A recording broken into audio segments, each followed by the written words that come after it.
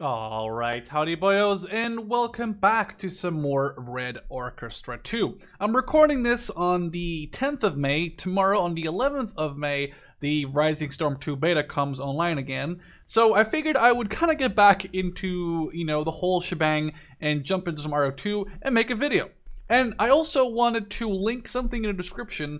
Besides the fact that I usually link like my playlists and stuff, I also wanted to link a very, I think, needed post that I totally forgot about. I recently upgraded my computer to where I now have currently a 1070 and an i7 6850K, and other stuff that's not interesting. But I guess that the CPU and the GPU are the most interesting ones for now.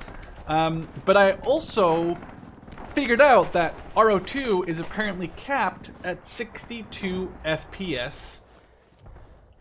Whenever, like the second you install the game, you launch it, and it's capped at 62 FPS. It doesn't matter whether your computer is 20 years old or a month old like mine, it will not go over 62 FPS. So I googled this because I was trying to run this at I right now have a 165Hz monitor, so I was trying to run this at a higher FPS of 62, and I just couldn't get it to work. On the ultra lower settings, ultra highest settings, it would just stick around 62. Okay, that's bad. So I googled and I found the thing that'll link in the description. It allows you to up your max frames. Now I upped mine to 165. Let's hide. Pardon me. Let's hide and cover here for a second because of the artillery. I upped mine to 165 because that's what my monitor is capable of running. Now, obviously, I think you might as well put it up to 500. That's up to you. But I just put mine up to 165. It's very easy. You're not hacking. You're not cheating. You're not doing anything weird to your computer or to your game. You're just editing one game file, which is super easy. All you need is Notepad or Notepad++ or whatever to edit that file, and boom, you're done. Now let's stay away from this artillery. I don't know if this is stupid or not. I'm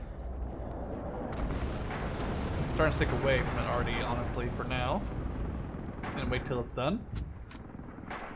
This might be the last. This might be the last round coming in right now.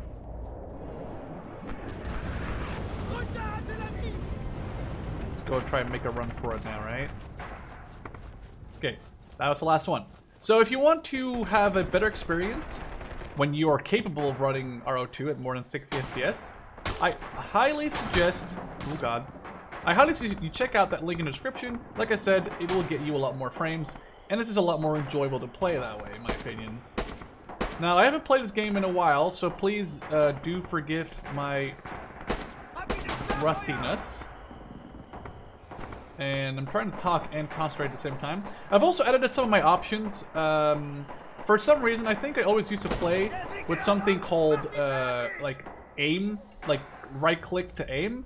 Right now, I put it to hold right-click to aim, which I think allows for better accuracy and allows for less annoying situations in CQB battles where I sometimes was glitched out of. Sometimes I was glitched out of the sight picture. And one more thing in this video, I'm also using the MKb.42, which, as most of you may know, is probably one of my favorite guns of the war. It looks fucking amazing. It's absolutely beautiful. And I'm level 40 or 41 with it, which means I'm only 10 levels away from the ZF or ZF 41 scope. Now, people are saying that I shouldn't get too hyped for the scope because apparently it's not that great. That's okay. I just really want to use it and see if I like it or not, regardless how good or how bad it is. That's just because I'm very, very stubborn and I want to know whether or not I like it. And when I get to that point and it's not, at least I can show you a better looking gun, because in this game, at levels 25 and 50s for guns, you obviously get better looking guns, like the quality increases, so it might be a little bit more shiny, or in general it will just look a bit better. So I figured, why not try and get my favorite gun up to level 50. Obviously, if I've had many debates with both myself in videos and people in the comment section of these videos about the MKb.42. Oh, it's good, I got through the through the little cart there. And this is not the STG-44. Now I want to argue about this because it is the predecessor to it, but it's okay. I gotta finally get killed. That's a nice shot on 42 meters. It's severely different enough from the MP43 and the MP44 SG44, where it's definitely a different gun. And to be fair, in previous videos, I really kind of said, you know, STG44/MP44/MKB. I definitely want to make sure that I let you know that I know that it's definitely not the case. I actually went on Amazon a couple of days ago, or I guess a couple of weeks ago now, and I bought some books on the MG34, MG42, on the MP38 and MP40, and on the MKb.42, STG44, MP44, MP43, FG41, or sorry, FG42-1 and -2. So that's a whole lot of numbers, but basically I read up a lot. Oh, let's just wait here. I read up a lot on like lots of World War II guns, especially German, some of I just mentioned. I'm not really far into books, to be honest with you. I always try and read books at the same time, so I'm like 20 pages into all of them instead of having one finished. But it was very interesting, and I definitely learned some stuff about the MKB and about the differences between this and the STG44. And I think one of the easier ways to find out whether it's an MKB or an STG, it's hard to see right now, but the MKB is an open bolt, whereas the STG is a closed bolt, and the MKB has two barrels, if that makes sense. I guess I could show it on the select roll. It has two barrels. I know one of them isn't a barrel, but it has two barrel tubes. I don't know what to describe it as. And the STG has only half of one on the top. That's probably one. Those are probably the most. Those are probably the most striking differences if you're really looking to find out whether a gun is the MKB or whether it's the STG44. So let's. I just got killed by a fucking friendly, I think. Let's go in full auto. Let's take a look around the corner. Oh, there is an enemy behind me then. Okay, let's spawn two and go in then. Okay, that sucks. Yeah, I definitely noticed that. There's a fucking MG over here somewhere. Maybe it's in like one of those buildings or something. That's a friendly running. I love that you can shoot through cover in this game. Also, I don't know how nobody killed that guy before I killed him. That was a pretty obvious spot, to be honest with you. Give this guy some ammo. And go to my favorite spot in the game. It's a bit cheeky.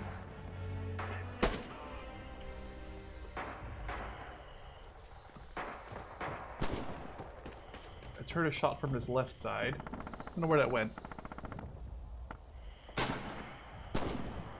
I'm looking though. So this is the first time I'm playing RO2 on more than 60 FPS. And I have to say, I think... Okay, I see that guy. And I have to say that it plays absolutely fantastic. It plays good. I'm probably at like 100+ frames. You probably can't see that because I'm only recording this at 60 and uploading this at 60 FPS. But it does feel like this feels so smooth right now. Of course, I do have. The guy was like, what the fuck's that guy doing? I do have a very expensive monitor. It's a 165 hertz monitor from Asus or Asus. I don't know how you guys pronounce that, but it does. Is this glitch or something? Weird.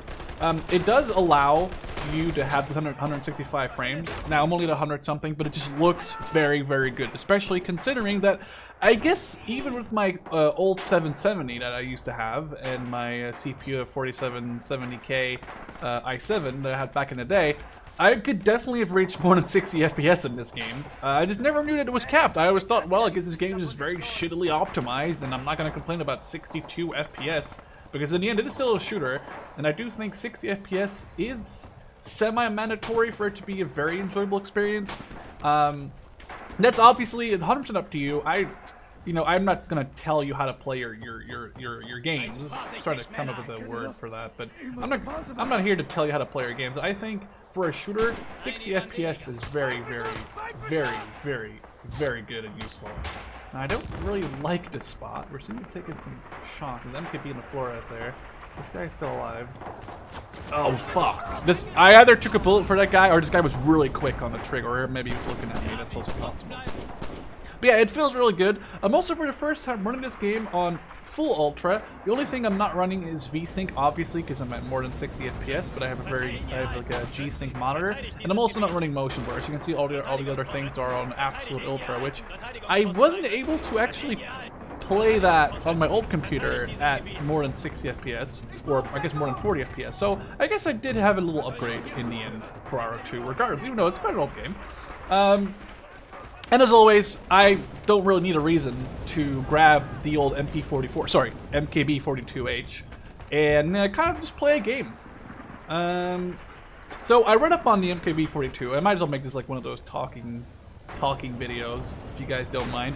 I looked up some history on the MKb.42. Like I said, I also read some stuff about the MKb.42. And basically, Henschel, who made, or sorry, Haenel, not Henschel, Haenel, who made who made this gun, and Walter, who made, for example, the G41, and I think also the G43, both came up with the design, which actually, they look very, very similar. And if you Google pictures of the MKb.42H and the MKb.42W, you can see that it's very weird, but they came up with the same sort of design. Obviously, they're a bit different, but the designs themselves looked really much alike. The design of the Walter gun was deemed way too difficult, and especially for in the field use, it was, holy shit, the fuck's that? It was definitely deemed way too difficult and way too technically unreliant. The fact that, it would have to be used in the deserts, or maybe of Africa at that time. The fact that, used in the snowy steppes of Russia.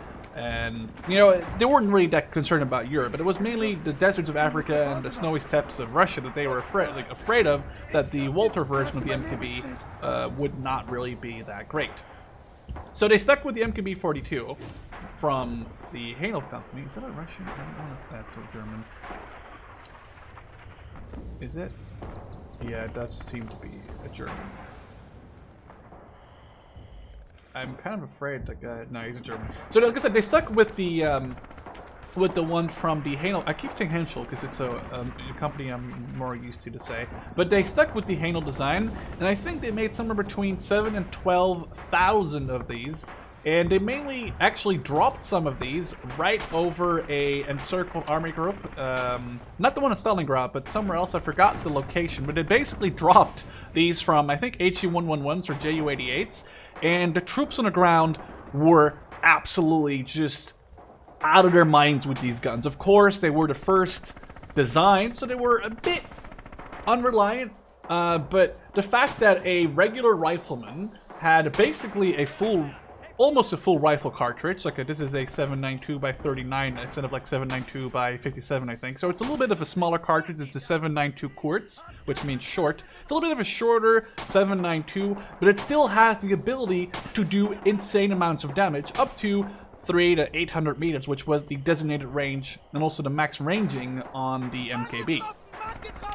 Now I'm trying to see where I'm going with this in my mind. Is that a Russian right there? Oh, this is fucking German. So the field tests were very, very well received. The Germans absolutely loved this gun. However, Hitler wasn't that excited that they basically were going behind his back with this stuff, which was what they were doing. Hitler said, no, I don't want you guys to do this. Hitler's vision of warfare was that every rifleman would have a G41 or G43, would have a self-loading rifle and with a scope. Basically how, guns work nowadays, or armies work nowadays. Look at America, look at Russia, look at sophisticated countries in the world with sophisticated armies. Most of the time, you'll see riflemen, an AK-74 or an M4 or a G36 or whatever, and they'll have a scope, which enhances their ability to engage targets at long range. For example, an ACOG or a Trichicon, I think it's actually the same thing, but basically like ACOGs, that kind of stuff. Not so much like holographics and red dot sights, stuff like that. That's more, I don't know, the Germans were kind of working on that stuff back in World War II, but Hitler wanted the ZF or ZF-41, which is the sight that you can unlock for this gun and also for the G41 in this game. He wanted that to be on basically the standard list for the Wehrmacht infantrymen somewhere in the middle of 1940. If the war lasted that long, obviously it didn't, because we all know it ended in 45. But it was Hitler's plan to have a rifle with a soldier with a self-rolling rifle up, with a scope that could engage targets way beyond the distance of the enemy could, because they would have, for example, Mosins or even M1 Garands. But the M1 Garands, some of them came with scopes, but they were very weird, and the clip wasn't really working out with the reload and stuff. So the Germans really wanted to have, or Hitler himself really wanted to have these rifles at longer range. The German Wehrmacht and High Command secretly realized, though, that that wasn't the way that most combat was taking place, especially not on the Eastern Front, where you have these open, long steppes, open, long areas. Look at this, for example. And most engagements were fought within 200 to 300 meters. And a Kar 98, does great at 800 meters, but it's getting unwieldy and also very not useful when you're trying to use this gun up close, in this house, for example. Whereas right now, I switch it to full auto, and you can just go ham with the gun. Trying to get my house or guy inside. It's clear. So they came up with this design that they called, like I said, the MKb.42, which is Maschinenkarabiner or machine carbine, to kind of please Hitler's idea of making these carbines with the ability to go full auto. And I guess that's where the MKb came from. And then, obviously, they came with the MP43, the MP44, the SUG44, which were kind of things that were mostly built on the MKb, with some difference, like I said, no open bolt and other stuff that they, saw in test versions of the MKb, how they were used and how people, how people disliked certain aspect of the MKb, and they made them into the SUG44. And a lot of people are saying if Hitler didn't stop the kind of, I guess, development of these guns early on, like he stopped the development of the ME-262, because the first one actually flew of those in 1941, I want to recall, but he didn't like them. He didn't want them to be a thing. He wanted them to be fighter bombers and not fighters.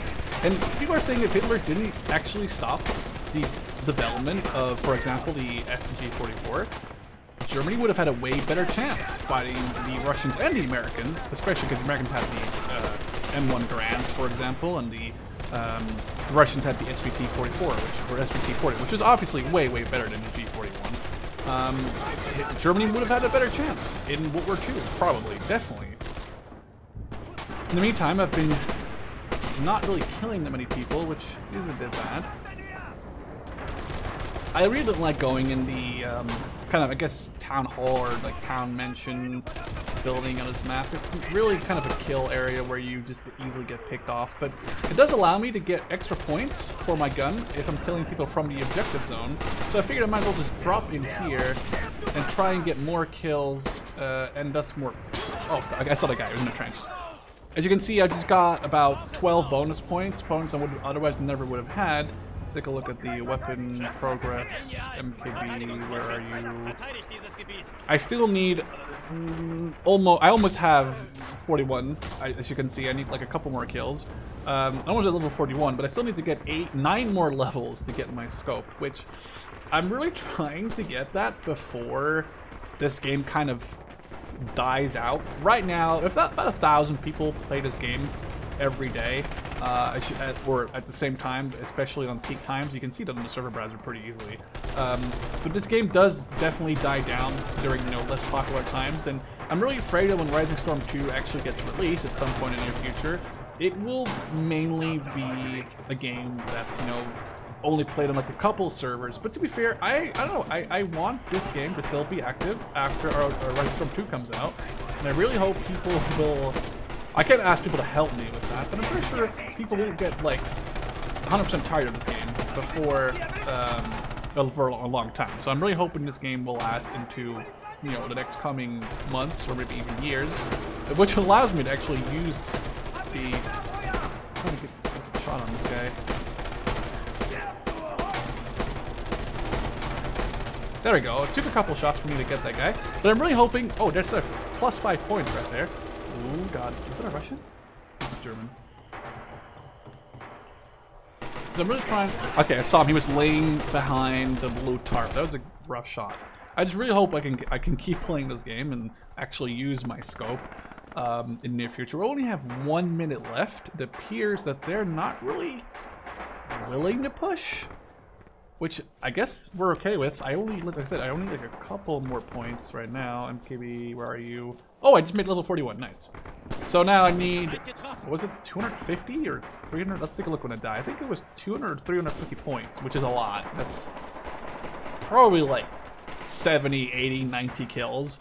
And that times, let's say it's 100 kills times 9. So we're looking at like 900 kills with this gun in the next coming games. I do really plan to play more, and I know you guys really like when I do RO2, so do let me know in the comment section if you want to see more. I always love playing this game, and let's try and...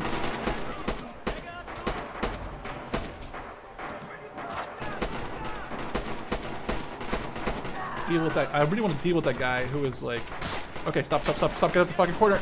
It's so annoying sometimes how the button for bandaging is the same button as for the other thing. Recover. The cover and bandaging are the same fucking button. I guess I could disable that, but I'm too annoyed. Okay, there we go. We actually won the game. Well, I hope you guys learned something, and I definitely look forward to playing both the beta for Rising Storm, which comes out tomorrow, like I said, well, except for recording this video, and also to play more RO2, both on YouTube and off YouTube, to just get that ZF41. I'll probably get super disappointed by it. That's okay. I just want to say that I have it, and I guess I'll have a more shiny gun as well. Hope you guys enjoyed. Don't forget to stay awesome, and I'd love to see you in the next one. Cheers.